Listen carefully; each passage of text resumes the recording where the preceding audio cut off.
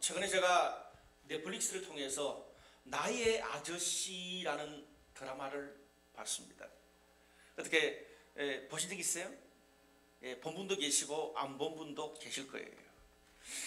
한 3년 전에 방영이 됐던 드라마입니다.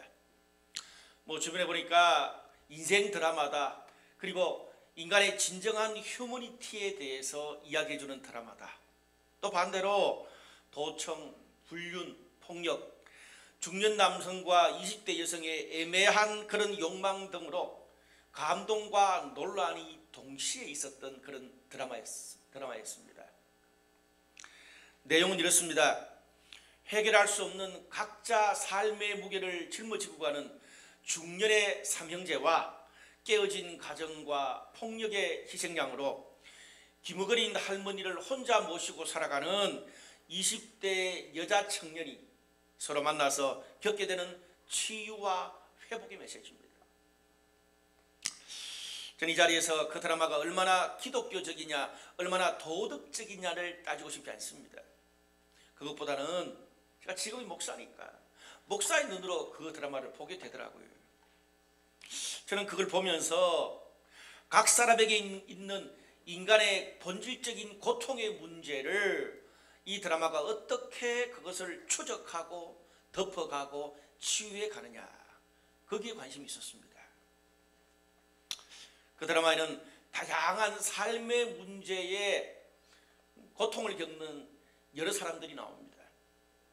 하는 일마다 안 되고 빚더미 위에 앉아서 이혼을 기다리고 있는 무능력한 중년의 큰형, 영화 감독으로 실패하고 형과 함께 청소업체에 일을 하면서도 늘 성질을 내는 막내 동생, 사람은 좋지만 경쟁사회에 도무지 맞지 않고 다른 사람들을 위해서라면 발벗고 나서지만 정작 자기 아내와는 소통할 줄 모르는 둘째 만년 부장, 사귀던 남자가 선임이 되어서 떠나갔는데 20여 년을 잊지 못하고 외로움에 찌들어서 매일 밤 죽기보다 더 힘든 잠을 청해야 되는 중년의 독신 여성, 그리고 엄청난 빚만 남기고 도망간 부모 때문에 6살 때부터 병든 할머니와 단 둘이 남겨져서 모든 굴욕과 폭력을 견디면서 돈을 버는 족족 사채빚을 갚아야 되고요. 결국 할머니를 구타하는 사채업자를 보다 못 이겨서 죽이기까지 합니다. 정당방위로 죽여요. 그러면서 꿈, 계획, 희망 같은 그런 아름다운 단어는 쓰레기통에 던져버린 20대 여자 청년의 고통들이 리얼하게 나옵니다. 참 이렇게 쭉 이렇게 드라마 전체에 흐르는 그런 이미지는 인간의 수많은 군상들의 고통 때문에 씁쓸하기까지 합니다. 인간에 대한 희망을 잃은 거기 주인공인 20대 여자 청년이 이런 독백을 해요. 사람들이 내가 살인자라는 걸 알게 되면 다 떠나더라는 거예요. 그런 나를 4번 이상 관심을 가지고 도와준 사람이 없었다. 근데 당신은, 아저씨 당신은 그렇지 않아서 내가 좋습니다. 그렇게 고백을 해요. 여러분, 우리 삶에 언제 변화와 치유가 일어납니까? 한 사람의 고통을 진정으로 이해하고 그것을 끝까지 보듬어주고 받아주어야 치유라는 것이 우리 인생에 시작됩니다. 거기에는요, 인간의 어떤 판단과 도덕을 뛰어넘는 그 무엇이 있어야 가능합니다. 저는 사실 나의 아저씨를 보면서 굉장히 눈물을 몇 번 삼켰습니다. 아마 인생 드라마다라고 고백할 수 있을 것 같아요. 브루라이트 교회는 해마다 고난주간 부활절이 있는 4월 한 달을 파블릭 앤 지저스, 나의 죄뿐 아니라 이 땅의 모든 고통과 죄를 위해서 죽고 부활하신 예수 그리스도라는 그런 의미로 파블릭 앤 지저스 행사를 한 달 동안 진행을 합니다. 예수님의 고난과 부활을 기억하며 이 땅의 고통에 동참하며 회복하기를 원하면서 함께 기도하는 시간으로 한 달을 보냅니다. 원래는 고난주간이 3월 마지막 부터 시작되기 때문에 저희가 3월 마지막 주부터 4월 한 달까지 파블릭 앤 지저스 기간을 지키려고 합니다. 여러분, 고난, 죽음 좋아하는 사람이 없습니다. 그럼에도 불구하고 우리가 예수님의 고난과 부활을 기억해야 될 이유가 어디에 있습니까? 예수님의 고난과 죽으심이 인간의 본질적인 죄와 고통 그리고 눈물에 대한 하나님의 대답이기 때문에, 하나님의 희망의 메시지이기 때문에 우리는 예수님의 고난과 부활에 집중하는 것입니다. 오늘 저와 여러분이 읽었던 이 히브리서 말씀은 흔히 강단에서 설교되어지지 않는 그런 좀 어려운 본문입니다. 히브리서 이 성경 이 책은요, 예루살렘이 멸망하기 직전 한 AD 65년에서 70년 사이에 쓰여졌던 그런 책입니다. 저자는 잘 몰라요. 많은 사람들이 사도 바울일 거다 그렇게 말하는데 작자 미상입니다. 학자들은 보통 예수님께서 탄생하시고 활동하던 시기를 BC 6년부터 AD 한 30년까지로 잡습니다. 근데 이 히브리서가 쓰여졌을 때는 뭐 65년부터 70년이니까 이미 이때쯤은 12제자들처럼 기독교 신앙의 1세대들이 다 죽고 신앙의 2세대들이 활동하던 시기였습니다. 당시에 기독교는요, 로마의 극심한 기독교 탄압과 유대인들의 핍박 때문에 많은 성도들이 신앙의 자유를 찾아서 다른 지역으로 도망을 갔습니다. 아니면 신앙을 포기하거나 또 많은 사람들은 예전의 유대교 신앙으로 다시 돌아가는 그런 비극적인 일이 많이 일어났습니다. 그러다 보니까 초대교회의 가장 그 시작이었던 예루살렘 교회도 이때쯤 쇠퇴해지기 시작했고 결국은 이르다가 나중에 예루살렘 교회마저 문을 닫게 됩니다. 그것을 보면서 안타까워하던 히브리서 저자가 히브리서를 썼어요. 우리가 히브리서를 읽어보면 유대인들의 제사, 율법 그런 다양한 관습들이 굉장히 많이 나옵니다. 잘 알고 있다는 말이에요. 그것을요 당시 그 헬라의 철학과 수학을 섞어서 멋들어지게 기록합니다. 그걸 보면 이 히브리서 기자는 당시 헬라 문화의 고급 교육을 받았으면서 아주 독실한 기독교 가정에서 자란 신앙의 2세라고 볼 수 있습니다. 저자가요.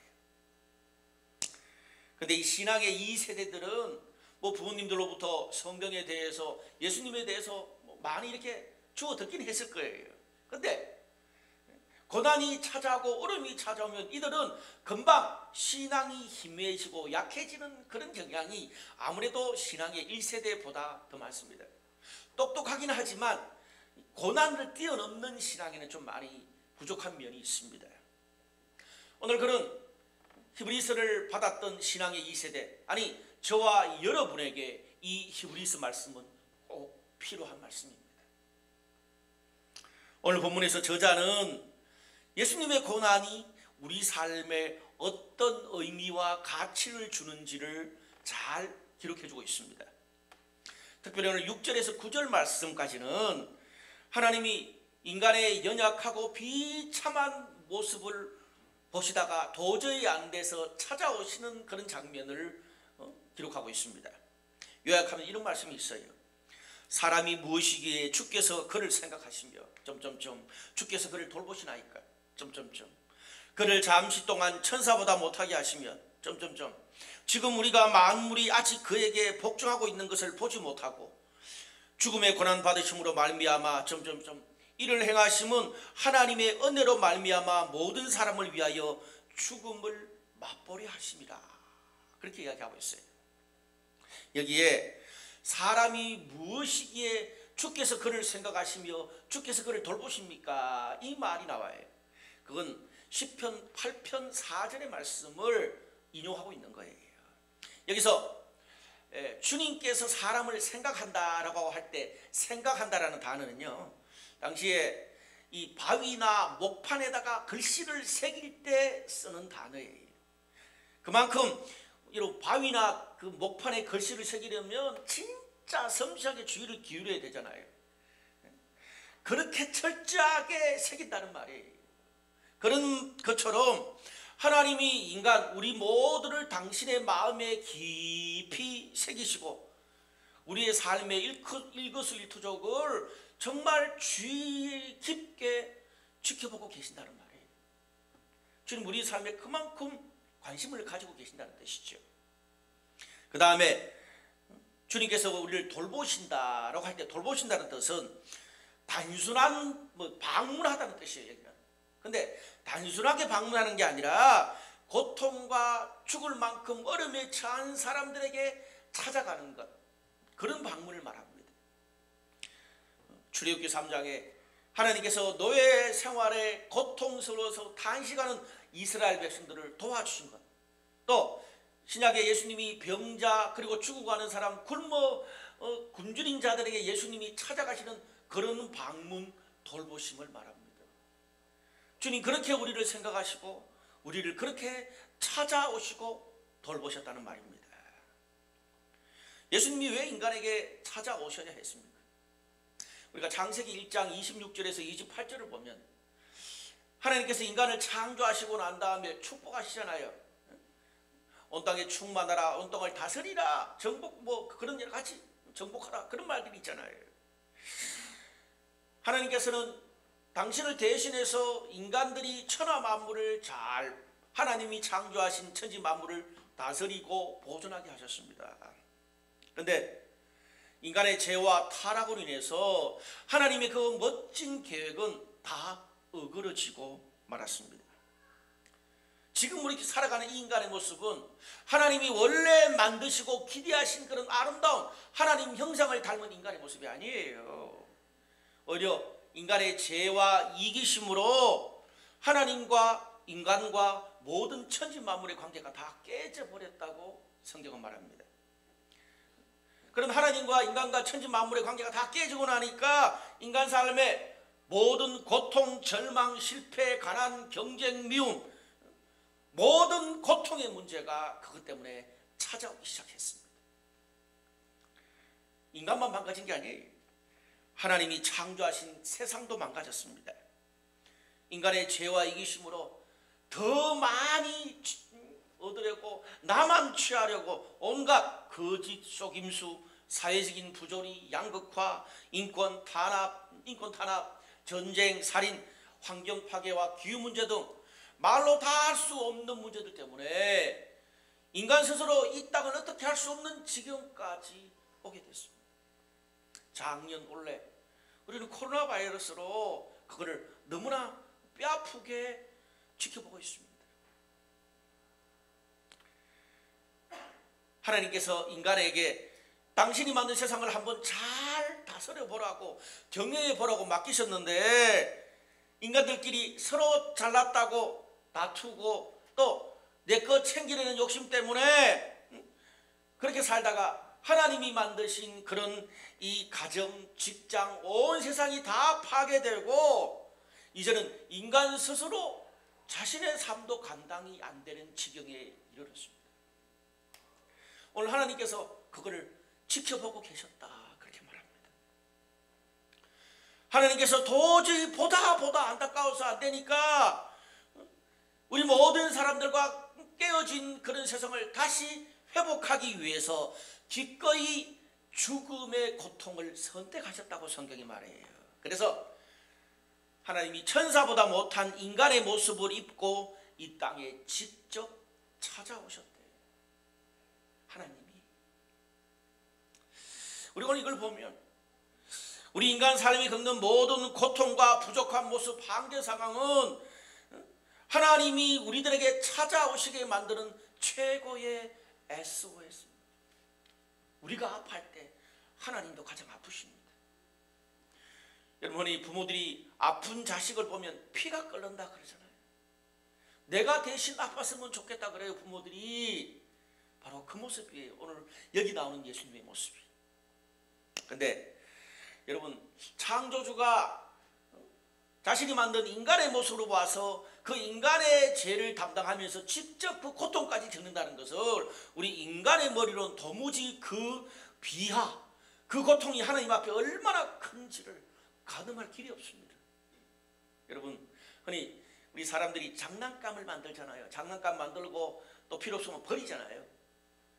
내가 만든 그 장난감을 만든 사람이 직접 장난감이 되어가지고 함께 놀고 장난감 때문에 준단 말이에요. 근데 그것도 여러분, 나도 피조물이고 장난감도 피조물이잖아요. 도무지 우리가 창조주신 하나님이 인간의 모습이 되셔서 고통당하고 죽였다는 것을 그 어떤 인간의 논리로도 설명하기 힘듭니다. 그래서 10절 말씀에 이런 말씀이 있어요. 많은 아들들을 이끌어 영광에 들어가게 하시는 일에 그들의 구원의 창시자를 고난을 통하여 온전하게 하심이 합당하도다. 무슨 말이에요?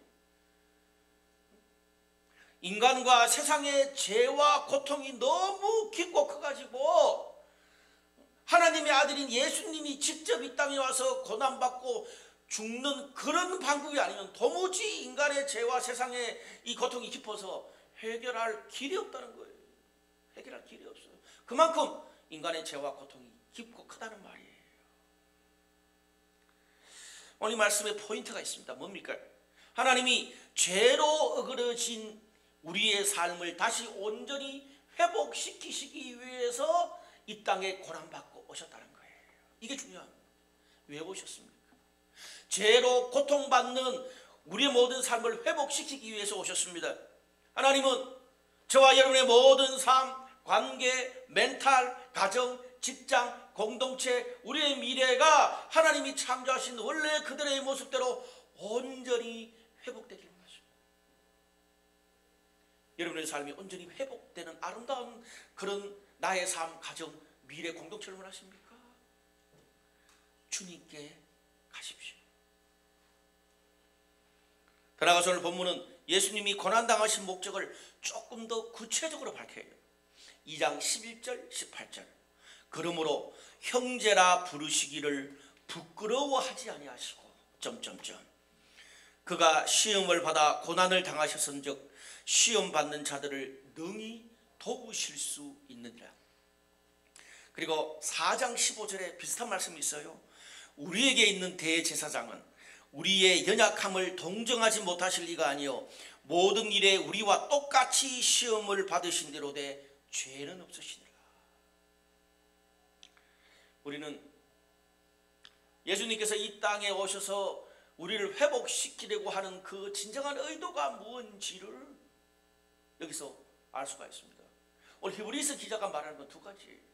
성경은 예수님이 우리의 삶을 회복시키는 다양한 목적이 있는데 오늘 히브리서 기자가 말하고자 하는 두 가지는 이거예요. 첫째는 뭐냐 하면 하나님이신 예수님이 인간이 겪는 모든 육체적이고 정신적인 고통을 다 똑같이 겪었었어요. 가난, 멸시, 천대 모든 것을 똑같이 당하셨기 때문에 당해본 분이시기 때문에 너희와 똑같이 공감하시고 도우실 수 있다는 거예요. 여기에 연약함을 동정하실 분이다 그렇게 말해요. 동정하다 그 뜻은 같은 감정을 느끼다. 죄 많은 인간, 고통스러운 인간의 감정을 똑같이 느끼고 공감하고 자비를 베푼다 그 뜻입니다. 여러분, 우리 여기서 한 가지 의문이 있습니다. 하나님은 천지 만물을 창조하신 그런 분이세요. 신의 품격이 있잖아요. 그 신의 품격에 따르면 어떻게 해야 됩니까? 하나님이 우리 인간과 세상을 회복시키실 때 하나님의 어떤 인간과 차원이 다른 최고의 신적인 능력을 나타낼 만한 압도적인 힘과 능력을 보여주면서 구원하거나 아니면 정말 온 세상이 감동받아서 저절로 그냥 하나님께 나올 정도의 멋들어진 예배나 이벤트를 통해서 구원하셔야 될 텐데 그렇게 인간을 회복시키지 않았습니다. 그런데 여러분, 만약 하나님께서 그렇게 우리 죄 많은 인간들을 구원하고 회복시켰다면 세상에 잘난 사람, 이긴 사람, 그 정도 신의 품격에 초대받을 만한 거리가 있는 사람들만 하나님께 가까이 갈 수 있었을 것입니다. 그런데 오늘 이 본문에 나타나는 그런 인간을 회복시키고 인간을 구원하시는 하나님의 방법은 전혀 신의 품격에 어울리지 않습니다. 하나님은 인간의 가장 연약한 고통의 언어로 죽음의 모습으로 저와 여러분의 깨어져 있는 모습을 그대로 받아주시고 공감해 주시고 그 고통을 통해서 우리를 하나님에게 이끄셨습니다. 여러분, 저는 늘 이 고난주간 부활절 될 때마다 생각을 합니다. 하나님이, 예수님이 왜 십자가의 고난과 죽음으로 우리를 주님께 인도하셨을까? 그 좋은 멋진 방법 다 내두고, 여러분, 고통은요 이 땅의 모든 사람들이 다 가지고 있는 공통된 언어입니다. 성공한 사람만 가지고 있는 단어예요. 승리한 사람만 가지고 있는 단어예요. 그러나 고통은 그렇지 않습니다. 어른도 아이도 청년도 다 고통을 당합니다. 잘난 사람, 못난 사람, 가진 사람, 없는 사람, 평안한 사람, 지금 죽고 싶은 사람도 똑같이 다 고통스럽습니다.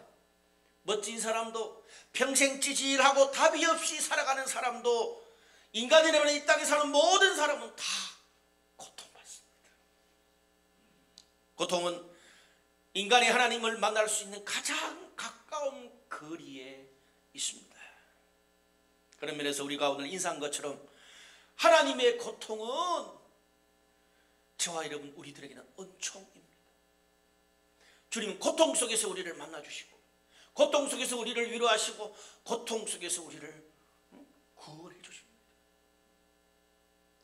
여러분, 주님의 고통이 우리들은 은총이다, 은혜다라고 말하는데 왜 은총, 은혜, 보편적이지 않은 말을 썼을까요? 은총, 은혜란 말은 인간이 도저히 설명할 수 없을 정도의 크기의 사랑이고 자비다. 우리 인간으로서는 도저히 받아낼 수 없고 형할 수 없는 정도의 사랑이고 위로고 하나님의 자비이기 때문에 그걸 우리는 은혜, 은총이라는 단어로 사용합니다.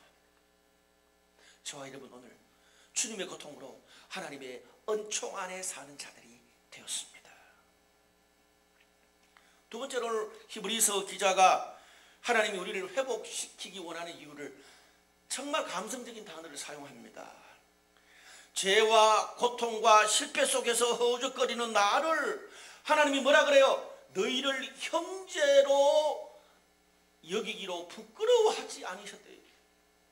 여러분, 하나님이 어떻게 우리 죄 많은 인간을 형제라고 부르십니까? 죄 많은 인간, 실수 많은 인간, 내가 생각해도 답도 안 나오는 인간, 밑빠진 독에 물붓기 같은 그런 인생을 향해서 하나님, 내가 너희를 형제로 부끄러워하지 않는다라고 말씀하셨어요. 그것 때문에 예수님이 말도 안 되는 이 땅의 고난을 당하셨다는 거예요. 여러분, 당시에 유대인들이 믿었던 신의 개념은 하나님은 거룩하신 분이에요. 거룩하다는 말은 구별하다는 뜻이에요. 무슨 말이냐면 하나님과 인간은 구별됐다는 말이에요. 서로 차원이 다르기 때문에 하나님은 하늘에 계신 신이라는 거, 인간과 차원이 달라요. 그리고 당시 헬라 철학의 신 개념에는 전능하신 신이 부족한 인간과 함께하는 것은 더 이상 신이 아니에요. 무슨 말입니까? 신이 인간과 직접 함께 뭔가를 한다는 것은 신의 품격에 안 맞다는 말이에요. 그런데 하나님은 그렇지 않으세요. 오늘 히브리서 성경에 나타난 하나님은 그렇지 않으세요. 하나님은 우리가 누구한테도 보여줄 수 없는 나의 부끄럽고 수치스러운 그 수많은 모습을 보면서도 다 덮어주시고 내가 너를 형제로 여긴다, 그렇게 선언하세요. 그러면서 뭐라 그래요? 내가 너를 부끄럽지 않다고 말하는데 네가 왜 네 스스로를 부끄럽게 여겨? 내가 너를 부끄럽지 않다고 그러는데 다른 사람이 너를 멸시하고 조롱한다고 왜 흔들려? 내가 괜찮다는데. 로마서에서는 내가 너의 죄와 실수를 기억도 안 하는데 왜 흔들려? 그렇게 말씀하세요. 히브리서 기자가 이걸 왜 썼겠어요? 너희가 그런 생각이 들 때마다, 포기하고 싶을 때마다 예수님이 얼마나 큰 대가를 지불하고 너를 살려내고 너를 덮으려고, 너의 그 실수를 기억하지 않으려고, 너를 부끄럽지 않게 생각하고 형제로 부르려고 얼마나 큰 대가를 지불했는지 생각하라는 거예요. 심지어 내가 신의 모든 품격까지 깎아내리면서까지 내가 이 땅에 고난받고 죽을 정도로 너는 나한테, 하나님한테 소중한 사람이야. 너는 내 형제야. 그러기 위해서 고난받고 죽으셨대. 아멘. 얼마나 놀랍습니까? 13절에서 16절은 이렇게 말씀합니다. 또 다시 내가 그를 의지하리라 하시고 하나님께서 내게 주신 자녀라 하셨으니 그도 또한 같은 모양으로 혈과 육을 함께 지니심은 죽음을 통하여 죽음의 세력 잡은 자 곧 마귀를 멸하시며 또 죽기를 무서워함으로 한평생 매여 종노릇하는 모든 자들을 놓아주려 하심이니 오직 아브라함의 자손을 붙들어 주려 하심이라.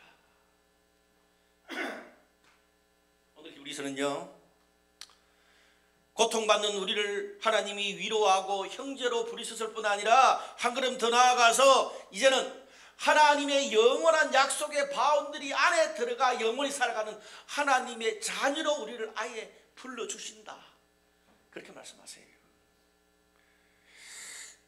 예수님께서 우리의 고통을 함께 겪으시고 고난받는 것을 넘어서서 저와 여러분의 죄를 위해서 십자가에 죽으심으로 우리 삶을 파괴하고 병들고 찌그러지게 만들고 깨지게 만드는 사단의 모든 세력들로부터 우리를 해방시켜 주셨다.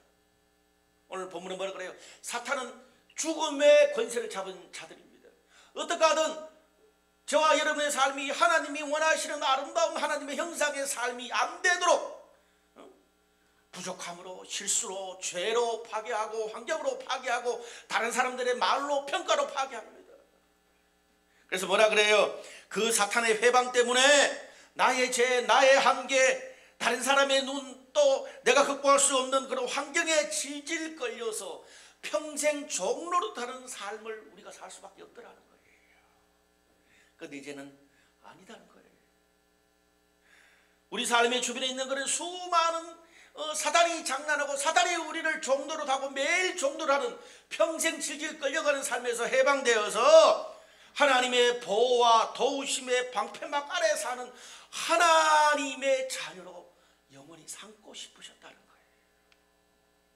그래서 하나님이 창조하신 원래 인간의 모습으로 우리의 삶, 관계, 가정, 내가 사는 모든 삶을 온전히 회복시켜 주시기 위해서 하나님 우리를 구원하셨고 영원한 하나님의 자녀로 삼기 원하셨습니다.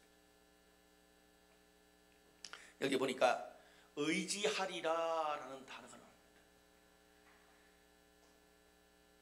이 단어의 성경 원어를 보면 내가 이미 신뢰해왔고 앞으로도 계속 신뢰할 거다. 그게 내가 의지하리라 그 뜻이에요.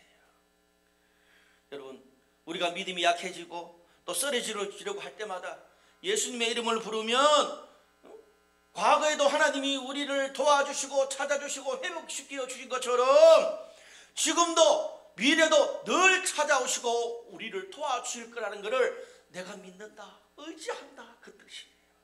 왜 그렇습니까? 도대체 하나님 뭐가 잘못해서 우리가 부를 때마다 다 달려오십니까? 하나님 우리 아버지고 우리가 하나님의 자녀이기 때문에 그렇습니다. 여러분, 부모는요 자녀의 고통과 자녀의 실수 그 어떤 상황이라도 부르면 달려가게 되어 있습니다. 그게 하나님의 자녀가 되는 축복입니다. 왜 하나님의 자녀가 우리를 하나님의 자녀로 삼고 싶어 하세요? 그렇게 하나님 앞에 영원히 하나님께 딱 붙어 매려고 우리를 자녀 삼고 싶어 하십니다. 그래야 내가 영원히 달려가지 않겠어? 이 말입니다. 우리가 고난주간에 예수님의 고난을 묵상하고 찬양해야 될 이유가 여기에 있습니다. 예수님의 고난을 묵상하면서 우리의 부끄러운 죄와 행동, 모든 고통과 연약함을 다 덮어주시고 기억조차 안 하시는 그 주님의 고통, 주님께 우리의 그 부끄러운 모든 것들을 맡기시기를 바랍니다. 맡기세요. 이미 주님 덮으셨고 기억도 안 하시네요. 그리고 우리를 향한 주님의 약속, 영원한 약속, 초대, 온전한 회복을 기대하시기를 바랍니다. 그런 면에서 주님의 고난과 죽음은 저와 여러분 우리에게는 영원한 약속이요 초대요 회복, 은총의 언어입니다. 저는 오늘 이 자리에 있는 저와 여러분이 오늘 히브리서 기자가 말하는 것처럼 하나님이 내가 힘들고 고통받고 어려움에 빠질 때만 도와주시는 그런 분이 아니라 하나님을 영원히 내가 의지할 아버지로, 예수님을 나의 죄를 용서하시고 구원하신 구세주로 우리가 영접하고 받아들여서 영원한 하나님의 자녀로 하나님의 딱풀로 살아가는 그런 은혜가 이번 퍼블릭 앤 한 달 가운데 있기를 주님의 이름으로 축복합니다. 또 히브리서 기자는 예수님의 고난과 십자가의 죽음을 통해서 우리에게 이렇게 권면합니다. 우리가 참 좋아하는 성경 구절이죠. 히브리서 4장 14절에서 16절. 그러므로 우리에게 큰 대제사장이 계시니 성천하시니 곧 하나님의 아들 예수시라. 우리가 믿는 도리를 굳게 잡을지어다. 우리에게 있는 대제사장은 우리의 연약함을 동정하지 못하실 리가 아니요 모든 일에 우리와 똑같이 시험을 받으신 이로되 죄는 없으시니라. 그러므로 우리는 긍휼하심을 받고 때를 따라 돕는 은혜를 얻기 위하여 은혜의 보좌 앞에 담대히 나아갈 것이니라. 오늘 여기에 우리에게 큰 대제사장이신 예수가 계신데요. 근데 그 예수님은 큰 대제사장일 뿐 아니라 성천하신 하나님의 아들이시래요. 왜 예수님을 큰 대제사장이라고 불렀을까요? 여러분, 구약 성경에서 제사장의 임무가 뭡니까? 백성들에게 하나님의 말씀을 백성들에게 인간에게 전하고 또 그 인간에게 하나님이 일하심을 보게 하고 또 그들을 하나님 앞에 이끄는 자들이 제사장이에요. 예배로, 설교로, 그리고 여러 가지 성찬 세례를 집례함으로 그런 일을 하잖아요.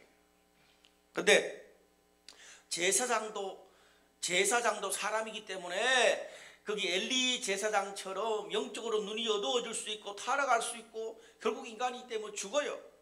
근데 예수님은 하나님의 아들이기 때문에 그렇지 않다는 말이에요. 성천하셔서 하늘 보좌에서 하나님과 영원히 다스리시고 변치 않고 우리를 계속 대제사장으로 이끌어 주신대요.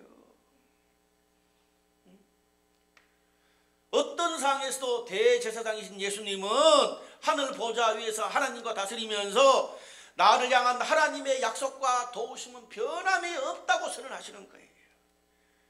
내가 어떤 상황에 있든지 간에 대제사장으로서 우리에게 어떤 상황이 있든지 간에 하나님 말씀을 들려주시고 내 삶에 짠해도 하나님을 볼 수 없다 생각드는데 대제사장이신 예수님이 하나님의 일하심을 보게 해주시고 우리의 눈을 열어주시고 나의 삶을 인도하시고 도저히 내 스스로 찾아갈 수 없을 때는 다른 사람을 통해서 환경을 통해서라도 하나님 우리를 이끌어 주신대요. 대제사장으로 영원히 변치 않고. 그러면서 우리가 긍휼하심을 받고 때를 따라 돕는 은혜를 받기 위해서 은혜의 보좌에 담대히 나아가라 라고 말합니다. 여러분, 여기에 때를 따라서라는 단어는 당시 이스라엘 백성들한테는 이 때를 따라서라는 단어를 어디에 주로 사용하냐 하면 이 보리를 파종하기 전에 이른 비가 옵니다. 땅이 굳어져 있어요. 겨울 내내. 그래서 어떻게 해요? 보리를 심으려면, 씨앗을 심으려면 이른 비가 와가지고 땅이 부들부들하게 되어져야 심을 수 있어요. 그게 이른 비예요. 늦은 비는 뭡니까? 이제 막 여름이 다 돼가지고 막 바짝바짝 이제 마지막 추수 때 어떻게 이제 비가 안 올 쯤 되지만 늦은 비로 왕창 자라게 마지막까지 자라게 하신다는 그 말이에요. 여러분, 여기 보니까 긍휼하심을 받고 때에 따라 돕는 은혜가 있다는 말이에요. 무슨 말입니까? 우리가 하나님께 나아가는 게 부끄럽고 힘들고 어려울 수도 있지만 하나님께 나아가기만 하면 긍휼히 여기심을 받고 반드시 그에 맞는 필요한 도움을 꼭 주신다는 거예요. 전혀 내가 하나님께 나아갈 수 있는 그런 마음 자세도 준비도 안 돼 있는 사람에게조차도 이런 위로와 함께 하세요. 왠지 모르게 이제 너무 신앙이 굳어져서 내 삶에 어떤 변화도 느낄 수 없는데 늦은 위로도 이제 막차 타고라도 하나님이 은혜 주신대. 기회가 없는 사람에게는 기회를 주시고, 돈이 필요한 사람이 돈을 주시고, 정보가 필요한 사람은 정보를 주시고, 지혜가 필요한 사람이 지혜를 주시고, 하나님이 우리에게 필요한 은혜를 주님께 나아가기만 하면 꼭 주신다는 것을 기억하십시오. 오늘 여기에 본문은 우리가 점점점 나아갈 것이니라. 이거는 헬라어 문법에서 이 권유를 나타내는 가정법이에요. 권유. 좀 우리 그렇게 하자. 권유하는 거예요. 히브리서 기자들이 마지막에 신앙의 그 2세들 신앙을 잃어버린 사람들한테 권유하는 거예요. 얘들아, 신앙이 희미해지고 떠나려고 하는 얘들아, 이러지도 못하고 저러지도 못하고 미지근하게 사는 그런 얘들아, 예수님이 얼마나 큰 대가를 지불하시면서까지 십자가에 죽으심으로 너희가 하나님께 나아갈 수 있는 특권과 길을 열어놓으셨는데, 그런 은혜의 보좌, 그 길이 얼마나 가쉽고 많이 피를 흘렸는데 그 은혜의 보좌 다 내팽개치고 믿음이 약해지고 포기하고 사탄의 회방에 질질 끌려가는 삶을 언제까지 그렇게 계속 살겠니? 그 말입니다.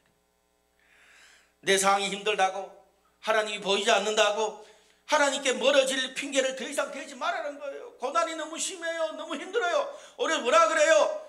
그 고난과 너무 힘든 것을 하나님이 위로하고 더 도와주시기 위해서 주님이 고난 당하셨다는 거예요. 오히려 네가 더 힘들고 어렵기 때문에 주님께 나아갈 수 있는 그런 기회가 될 거라는 거예요. 핑계 대지 말라는 거예요. 하나님은 영원히 변치 않고 너를 도와주려고 모든 걸 준비하고 기다리고 계시는 대제사장이라는 사실을 꼭 기억하시기를 바랍니다. 말씀의 결론을 맺을게요. 지난주 태국 방콕에서 국제 미인 대회 중에 아주 큰 대회가 열렸습니다. 그런데 그때 미얀마 미인 대표로 나온 레이라는 여성이 인터뷰를 하면서 웃먹이면서 이런 말을 했습니다. 지금 자신의 어떤 인터뷰하면서 미인 대회 나는 이래서 예뻐요 자기 자랑할 그 타임에 미얀마의 많은 사람이 군부의 총에 맞아 죽고 있습니다. 우리 국민들을 제발 도와주십시오, 살려주십시오 라고 호소했대요. 제가 인터뷰를 읽고 뭉클하더라고요. 자기는 국제미인대회에 나와서 미얀마 대표로 그렇게 미를 뽐내고 자랑해야 되는 그 시점에 나와 똑같은 우리 민족이 고통받고 죽어가고 있는 것들이 너무 가슴 아프고 기억이 나는 거예요. 오늘 히브리서 2장 12절에 하나님이 성경을 이렇게 말합니다. 이르시되 내가 주의 이름을 내 형제들에게 선포하고 내가 주를 교회 중에서 찬송하리라 하셨습니다. 다시요. 이르시되 내가 주의 이름을 내 형제들에게 선포하고 내가 주를 교회 중에서 찬송하리라 하셨습니다. 여러분, 사람이요 자신의 삶이 회복되고 치유받고 나면 제일 먼저 생각나는 게 뭔지 아세요? 미얀마 대표 레이처럼 나와 똑같이 고통당하는 주변의 소중한 사람들이 자꾸 생각이 떠올라요. 저는 굉장히 오랫동안 깨어진 가정에서 살았습니다. 정말 힘들게 그 깨어진 가정에서 자라고 평생 완전 회복되지 못한 구겨진 자존감, 낮은 자존감으로 살았습니다. 근데 제가 30대에 주님을 진정으로 만나고 성령을 통해서 그것이 완전히 주님이 덮어주셨고 주님이 기억도 안 하시고 살려주셨다는 것이 내 마음에 받아들여지고 그것들이 완전히 회복되어지고 나니까 제일 먼저 뭐가 생각난 줄 아세요? 저처럼 똑같이 고통받는 주변의 사람들을 보면 나도 모르게 눈물이 나고 자꾸 엮여 괜히 과하게 찾아가서 도와주고 싶어.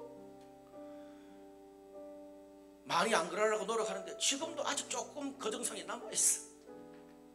여러분 어떠세요? 제가 몇 주 전에 우리 이성민 형제, 우리 여기서 우리 찬양하는 우리 이성주 목사님 형님, 몇 년 전에 처음 저희 교회 올 때 그 모습을 제가 기억해. 제가 이렇게 목사님 나라리처럼 세속적으로 살다가 신앙생활 잘할 수 있을지 모르겠어요. 근데 지금 이렇게 찬양하고 큐티를 하고 셀 모임하고 제가 볼 때는 평생 저게 되겠나 싶었는데 몇 년 만에 돼버렸어. 주님의 은혜기도 한데 사랑하는 아내 잘 만나서도 맞다고 봐. 근데 얼마 전에 자기랑 비슷한 친구를 데리고 왔어. 근데 그 친구가 하는 말이 밖에서 제가 인사했는데 걸작이야. 내가 이성민이를 아는데 이성민이가 예배 때 찬양팀을 선다는 것 때문에 내가 도무지 이해가 안 가서 한번 와봤습니다. 할렐루야. 사람은요, 내가 회복되고 치유되면 나랑 똑같이 깨어지고 힘들고 하나님께 멀어져간 그 사람들이 자꾸 생각이 나, 땡겨. 또 내 삶이 하나님 앞에서 회복되고 나면 그 변화를 이상하게 자꾸 좀 이렇게 주책되는 것처럼 다른 사람에게 자꾸 알리고 싶고 나누고 싶고, 오늘 여기에 교회 중에 와가지고 찬양하라 한다 그러잖아요. 예배 드리고 찬양하고 하는데 자꾸 옛날에 드리는 찬양과 예배하고는 차원이 달라. 전에는 그렇게 의미도 없고 밋밋하고 관심도 없던 그 예배가, 그 찬양이, 그 기도가, 셀라름이 너무 소중하고 다른 사람이 비슷한 말을 해도 눈물이 흘러요. 여러분, 진정한 예배를 드리고 싶으십니까? 내 삶이 주님을 만나고 주님의 고통 안에서 내 삶이 치료되고 나면 우리의 예배의 눈물을 저절로 회복될 줄로 믿습니다. 내가 예배를 잘 못 드리는 게 문제가 아니라 내 삶에서 지금 그 고난 가운데 하나님을 만난 생명력이 없기 때문에 그런 거예요. 저는 이번 고난 주간과 부활절이 있는 우리 4월 한 달까지 퍼블릭 앤 지저스 이 한 달 동안에 저와 여러분이, 우리 셀이, 우리 온 교회가 고난 중에 있는 하나님의 은총을 경험하고 예배가 달라지고 우리의 변화를 주변 사람들에게 나누고 싶은 그런 위대한 일들이 일어나기를 주님의 이름으로 축복하고 소망합니다.